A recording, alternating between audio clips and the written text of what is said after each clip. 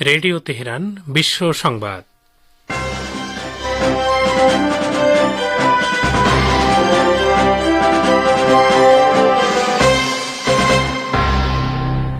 সংবাদ শিরোনাম। গাজার আল মাওয়াসি শরণার্থী শিবিরে শনিবারের হামলায় হামাসের সেনা কমান্ডার মোহাম্মদ দেইবকে হত্যার দাবি কঠোর ভাষায় প্রত্যাখ্যান করল হামাস। যুক্তরাষ্ট্রের পেনসিলভেনিয়া অঙ্গরাজ্যে সাবেক প্রেসিডেন্ট ডোনাল্ড ট্রাম্পের নির্বাচনী জনসভায় গুলিবর্ষণ, অল্পের জন্য প্রাণে রক্ষা। দাবি মানতে 24 ঘন্টার আলটিমেটাম দিল বাংলাদেশের কোটা সংস্কার আন্দোলনকারীরা। রাজনৈতিকভাবে মোকাবেলা নয় বললেন ওবায়দুল কাদের। এবং বেআইনিভাবে বিয়ে করার অভিযোগ থেকে পাকিস্তানের সাবেক প্রধানমন্ত্রী ইমরান খান ও তার স্ত্রী বুশরা বিবি খালাস, অন্য মামলা থাকায় মিলছে না মুক্তি। আসসালামু আলাইকুম। এতক্ষণ বিশ্ব সংবাদের গুরুত্বপূর্ণ শিরোনামগুলো শুনলেন, এবারে বিস্তারিত। পরিবেশনায় রয়েছে আমি আশরাফুর রহমান। ফিলিস্তিনের ইসলামী প্রতিরোধ আন্দোলন হামাসের উপপ্রধান খলিল আল হাইয়া বলেছেন, হামাসের অন্যতম নেতা মোহাম্মদ দেইব এবং রাফি সালামেকে হত্যার যে মিথ্যা দাবি করেছে ইসরায়েল, তা মোহাম্মদ দেইব শুনছেন এবং বিষয়টিকে নিয়ে তিনি হাসাহাসি করছেন। কাতার ভিত্তিক আল জাজিরা টেলিভিশন চ্যানেলকে তিনি কথা বলেন। এর আগে গতকাল দিনের প্রথম দিকে ইসরায়েল দক্ষিণ গাজার আল মাওয়াসি শরণার্থী শিবিরে বিমান হামলা চালায় এবং মোহাম্মদ দেইবকে হত্যা করা হয়েছে বলে দাবি করে। খলিল আল হাইয়া এ সম্পর্কে বলেছেন, মোহাম্মদ দেইবকে হত্যার অজুহাত দেখিয়ে ইহুদিবাদী ইসরায়েল এই হামলা এবং গণহত্যার বৈধতা দেওয়ার চেষ্টা করছে। আল হাইয়া আরও বলেন, আমরা নিশ্চিত করছি যে ইহুদিবাদী ইসরায়েলের যুদ্ধবাজ প্রধানমন্ত্রী বেনিয়ামিন নেতানিয়াহুর দাবি মিথ্যা এবং তার এই ভুয়া দাবি মোহাম্মদ দেইব শুনছেন এবং নিশ্চয় তিনি হাসছেন। ইয়েমেনের হুথি আনসারুল্লাহ আন্দোলন সমর্থিত সশস্ত্র বাহিনী ইহুদিবাদী ইসরায়েল ও তার সমর্থক এবং পৃষ্ঠপোষকদের বিরুদ্ধে অভিযান বিস্তারের হুমকি দিয়েছে। শনিবার সকালের দিকে ফিলিস্তিনের অবরুদ্ধ গাজা উপত্যকার খান ইউনুস শহরের আল মাওয়াসি শরণার্থী শিবিরে ইহুদিবাদী ইসরায়েল ভয়াবহ গণহত্যা চালানোর পর এই হুঁশিয়ারি উচ্চারণ করল ইয়েমেনের সামরিক বাহিনী। গতকালের ওই গণহত্যায় 90 জন ফিলিস্তিনি শহীদ হয়েছেন। গতকালের হত্যাকাণ্ড সম্পর্কে ইয়েমেনের সামরিক বাহিনীর মুখপাত্র ব্রিগেডিয়ার জেনারেল ইয়াহিয়া সারি বলেছেন, সশস্ত্র বাহিনী গাজার ঘটনাবলী লক্ষ্য করছে এবং দখলদার শত্রুরা গতকাল যে সর্বশেষ গণহত্যা চালিয়েছে সে বিষয়টিও ইয়েমেনি সামরিক বাহিনীর নজর রয়েছে। তিনি বলেন, ইয়েমেনি ইহুদিবাদী ইসরায়েলের এই হত্যাযোগ্য অপরাধ থামানোর জন্য ইয়েমেনের সামরিক বাহিনী তাদের সামর্থ্য অনুযায়ী প্রয়োজনীয় ব্যবস্থা ও পদক্ষেপ নেবে। গাজা যুদ্ধবিরতির বিষয়ে 3 দিন ধরে টানা এবং গভীর আলোচনার পর গ্রহণযোগ্য কোনো ফলাফল না আসায় আবার যুদ্ধবিরতির আলোচনা স্থগিত করে দিয়েছে মধ্যস্থতাকারী দেশগুলো। মিশরের নিরাপত্তা সূত্রগুলো এই খবর দিয়েছে। আলোচনা স্থগিত হয় এবং কোনো চুক্তিতে পৌঁছাতে না পারার জন্য তারা ইহুদিবাদী ইসরায়েলকে দোষারোপ করেছে। মিশরের নিরাপত্তা সূত্রগুলো বলছে, যুদ্ধবিরতির চুক্তিতে পৌঁছানোর ব্যাপারে ইসরায়েলের মধ্যে প্রতিশ্রুতির ঘাটতি রয়েছে। নাম প্রকাশ না করার শর্তে বার্তা সংস্থা রয়টার্সকে মিশরীয় সূত্রগুলো বলছে, ইসরায়েলি আলোচকদের মধ্যে অভ্যন্তরীণ মতভেদ দেখা দিয়েছে এবং চূড়ান্ত পর্যায়ে তাদের আলোচনার ব্যাপারে আন্তরিকতার বিষয়টি প্রশ্নের মুখে পড়ে। তবে ইসরায়েলের ইয়েদিওত আহরনোত পত্রিকা জানিয়েছে, ইহুদিবাদী সরকার এখনও আলোচনার প্রক্রিয়া বন্ধ করেনি। মার্কিন সাবেক প্রেসিডেন্ট ডোনাল্ড ট্রাম্প অল্পের জন্য প্রাণে বেঁচে গেছেন। পেনসিলভেনিয়া অঙ্গরাজ্যে তার নির্বাচনী জনসভায় হামলা হয়েছে এবং কোনো গণমাধ্যম বলছে ডোনাল্ড ট্রাম্পের উপর দিয়ে গুলি চালানো হয়েছে এবং তার ডান কানের কাছ দিয়ে গুলি গেছে। ট্রাম্প নিজেই জানিয়েছেন গুলিতে ডান কানের উপরের অংশ ফুটো হয়ে গেছে। গুলিবর্ষণের পরপরই ট্রাম্পকে নির্বাচনী মঞ্চ থেকে সরিয়ে নেওয়া হয়। ট্রাম্পের নির্বাচনী সভার সাথে সংশ্লিষ্টরা জানিয়েছেন তিনি সুস্থ আছেন। তবে ট্রাম্প গুলিবর্ষণের ঘটনায় আহত হয়েছেন বলেও কোনো কোনো গণমাধ্যমে খবর পাওয়া গেছে। ছবিতে তার ডান কানের কাছে রক্ত থাকতে দেখা গেছে। মার্কিন নিরাপত্তা বিভাগ জানিয়েছে গুলিবর্ষণকারী নিরাপত্তা কর্মীদের হাতে নিহত হয়েছে। এছাড়া সভায় অংশ নেয়া এক ব্যক্তি নিহত ও 2 জন গুরুতর আহত হয়েছেন। প্রেসিডেন্ট বাইডেন রাজনৈতিক সহিংসতার নিন্দার জন্য সবার প্রতি আহ্বান জানিয়েছেন। বাংলাদেশে কোটা সংস্কার আন্দোলনে শিক্ষার্থীদের দাবি মেনে নিয়ে দৃশ্যমান পদক্ষেপ নিতে 24 ঘন্টার আলটিমেটাম দিয়েছে আন্দোলনকারী শিক্ষার্থীরা। এছাড়া 24 ঘন্টার মধ্যে মামলার প্রত্যাহারের দাবিও জানিয়েছেন তারা। আজ বিকেল 3:20 রাজধানীর গুলিস্তানের পাতাল মার্কেট এলাকায় এ ঘোষণা দেন বৈষম্য বিরোধী ছাত্র আন্দোলনের অন্যতম নেতা নাহিদ ইসলাম। কোটা সংস্কারের দাবিতে আন্দোলনরত শিক্ষার্থীদের প্রতিনিধিরা প্রেসিডেন্ট মোহাম্মদ শাহাবুদ্দিন বরাবর স্মারকলিপি দিয়েছেন। সরকারি চাকরিতে সব গ্রেডে সরকারি সর্বোচ্চ কোটা 5% রেখে জাতীয় সংসদে আইন পাশ করার এক দফা দাবি জানিয়েছেন শিক্ষার্থীরা। আন্দোলনকারীদের বিরুদ্ধে হওয়া মামলার বিষয়ে নাহিদ বলেন, আমরা বলেছিলাম 24 ঘন্টার মধ্যে আমাদের বিরুদ্ধে শাহবাগ থানায় হওয়া অজ্ঞাতনামা মামলা প্রত্যাহার করতে হবে। এটি আমরা আরও 24 ঘন্টা বাড়িয়ে দিচ্ছি। এর মধ্যে মামলা প্রত্যাহার করা না হলে কঠোর কর্মসূচি দেওয়া হবে। এদিকে শিক্ষার্থীদের কোটা বিরোধী আন্দোলন অরাজনৈতিক আন্দোলন। এই আন্দোলনকে রাজনৈতিকভাবে মোকাবেলা করার ইচ্ছা সরকারের নেই বলে জানিয়েছেন আওয়ামী লীগের সাধারণ সম্পাদক ওবায়দুল কাদের। আজ এক বিবৃতিতে তিনি আরো বলেন, কোটা বিরোধী আন্দোলনকে রাজনৈতিকভাবে মোকাবেলা করার কোনো ইচ্ছা সরকারের নেই।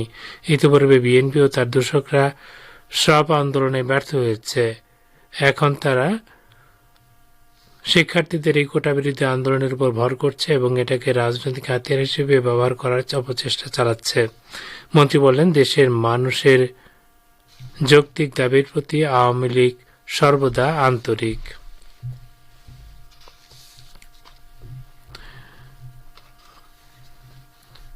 ভারতের পশ্চিমবঙ্গে বিধানসভা ভোট পরবর্তী অশান্তিতে বিরোধীরা আক্রান্ত হচ্ছেন বলে অভিযোগ তুলেছে রাজ্য বিজেপি। আজ রাজভবনের সামনে রাজ্য সরকারের বিরুদ্ধে এই অভিযোগে বিজেপি অবস্থান ধর্মঘট কর্মসূচি পালন করেছে। আর সেই ধর্মঘট মঞ্চ থেকে 18 থেকে 22 জুলাই পর্যন্ত বিক্ষোভ কর্মসূচির ঘোষণা দিয়েছেন বিরোধী দলের নেতা শুভেন্দু অধিকারী। 22 জুলাই তৃণমূলের শহীদ দিবসকে সামনে রেখে বিজেপি এই নতুন কর্মসূচি ঘোষণা করল। কলকাতা হাইকোর্টের অনুমতি সাপেক্ষে একাধিক শর্ত মেনে আজ রাজভবনের সামনে শুভেন্দু অধিকারীর নেতৃত্বে অবস্থান কর্মসূচি পালন করেছে রাজ্য বিজেপি। আবারও বিশ্ব সংবাদে, বেআইনিভাবে বিয়ে করার অভিযোগ থেকে পাকিস্তানের সাবেক প্রধানমন্ত্রী ইমরান খান ও তার স্ত্রী বুশরা বিবিকে ইসলামাবাদের একটি আদালত খালাস দিয়েছে। তবে তারা দুজনেই এখনো কারাগারে রয়েছেন। ইসলামী শরিয়া আইন লঙ্ঘন করে ইমরান খান ও তার স্ত্রী বিবাহ বন্ধনে আবদ্ধ হয়েছেন এমন অভিযোগে দায়ের করা মামলায় পাকিস্তানের আদালত তাদেরকে 7 বছর করে জেল দিয়েছিল। সেই মামলায় গতকাল তারা দুজনেই খালাস পেয়েছেন। মামলা থেকে খালাস পাওয়ার পর ধারণা করা হচ্ছিল ইমরান খান ও তার স্ত্রী কারাগার থেকে মুক্তি পাওয়ার পথে আর কোনো বাধা নেই। কিন্তু পাকিস্তান তেহরিক ইনসাফ পার্টি বা পিটিআই দলের মুখপাত্র আহমেদ জানজোয়া বলেছেন তারা দুজন এখন কারাগারে থাকবেন। জানজোয়া এক বিবৃতিতে বলেন, আদালত আরও 3টি মামলায় ইমরানকে গ্রেপ্তারের অনুমতি দিয়েছে। এই মুহূর্তে অবৈধ কারাবাস দীর্ঘায়িত করার একটি কৌশল মূলত। ইয়েমেনের হুথি আনসারুল্লাহ আন্দোলন সমর্থিত সামরিক বাহিনীর সদস্যদের সাহসী অভিযান দেখে ট্রমাটাইজড হয়ে পড়েছেন মার্কিন নৌবাহিনীর জঙ্গি বিমানের পাইলটরা। ইয়েমেনি সেনাদের এই সাহসী হামলা এবং তাদের মুখোমুখি হওয়াকে ট্রমাটাইজিং হিসেবে অভিহিত করেছেন মার্কিন পাইলটরা। ইয়েমেনি সেনাবাহিনীর সাথে 9 মাস সামুদ্রিক সংঘর্ষ এবং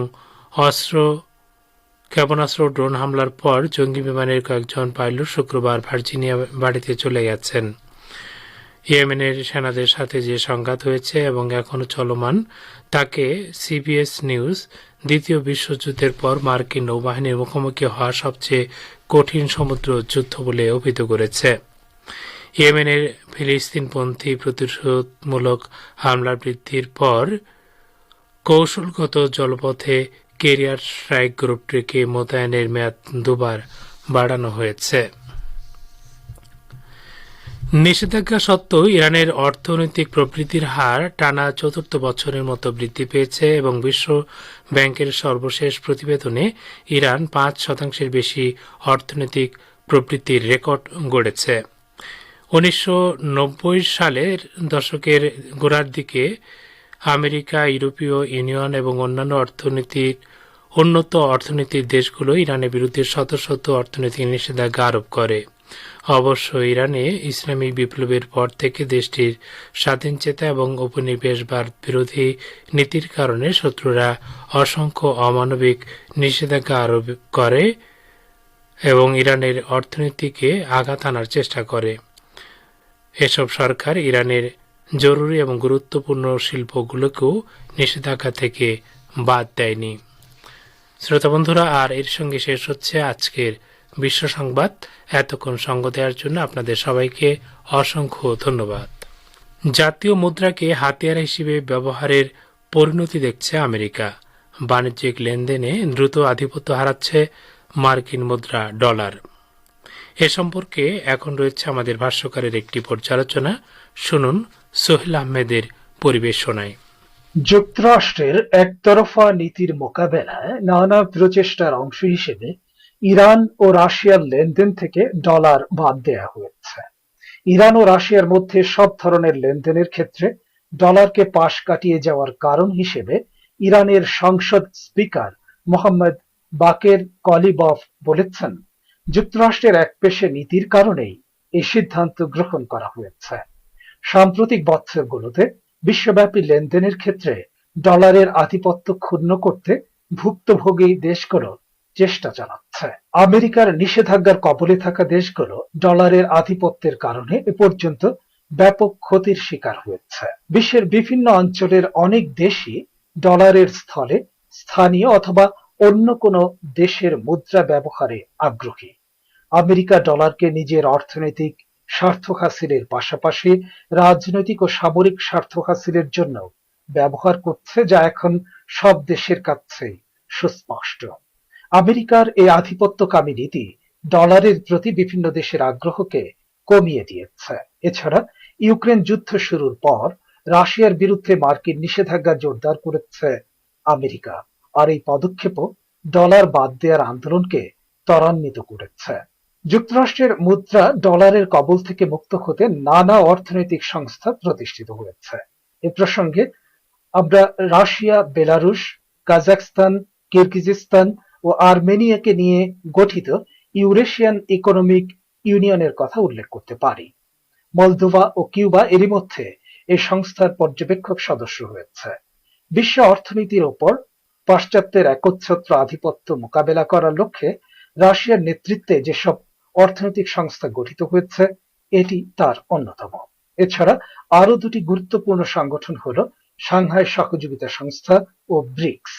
বিশ্ববাজারে মার্কিন ডলারের প্রভাব খর্ব করার লক্ষ্যে বর্তমানে একটি অভিন্ন মুদ্রা চালু করার বিষয়টি বিবেচনা করছে ব্রিক্স। বর্তমানে রাশিয়া ও চীন তাদের বাণিজ্যিক লেনদেনের প্রায় 70% সম্পন্ন করছে নিজেদের মুদ্রার মাধ্যমে। লাতিন আমেরিকায় ব্রাজিল এবং আফ্রিকা মহাদেশে দক্ষিণ আফ্রিকা ডলারের বিকল্প মুদ্রায় বাণিজ্যিক লেনদেনের পক্ষে। এসব দেশও ডলার মুক্ত বাণিজ্যিক লেনদেন প্রতিষ্ঠার আন্দোলনকে এগিয়ে নিতে কাজ করছে।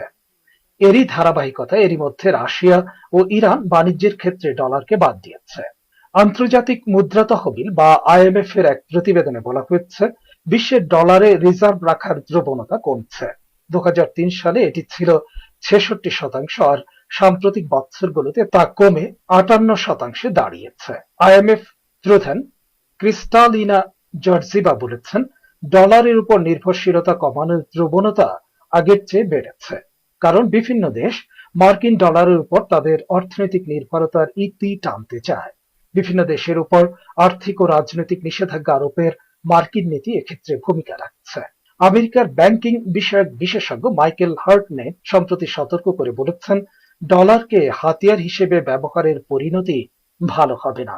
সম্প্রতি ফরাসি প্রেসিডেন্ট ইমানুয়েল ম্যাক্রন বলেন, ডলারকে আন্তর্জাতিক মুদ্রা হিসেবে ধরে নিয়ে এর উপর ইউরোপের নির্ভরশীল থাকা উচিত হবে না এবং কৌশলগত স্বাধীনতা না থাকলে ইউরোপ ইতিহাস থেকে মুছে যাওয়ার ঝুঁকিতে পড়বে। বর্তমানে আন্তর্জাতিক বাণিজ্যে গুরুত্বপূর্ণ মুদ্রা হয়ে উঠেছে চীনা ইউয়ান।